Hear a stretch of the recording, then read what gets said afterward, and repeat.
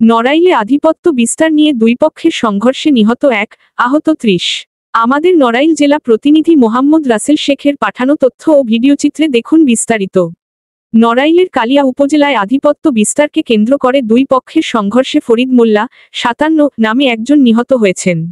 এছাড়া উভয় পক্ষের অন্তত 30 জন আহত হয়েছে। শুক্রবার 11 এপ্রিল সন্ধ্যা 6:30টার দিকে উপজেলার বাবরাহাচলা ইউনিয়নের কাঞ্চনপুর গ্রামে এই সংঘর্ষের ঘটনা ঘটে।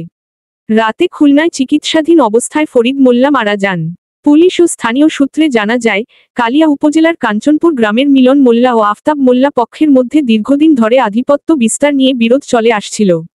ইতিপূর্বে একাধিক সংঘর্ষের ঘটনাও ঘটেছে। থানায় উভয় পক্ষের একাধিক মামলাও রয়েছে। ঈদের দিন থেকে গ্রামটিতে উত্তেজনা বিরাজ করে আসছিল।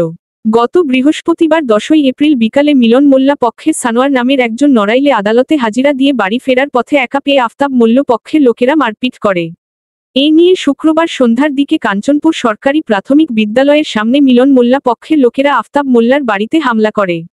পরে খবর পেয়ে উভয় পক্ষ দেশীয় অস্ত্র নিয়ে সংঘর্ষে জড়িয়ে পড়ে।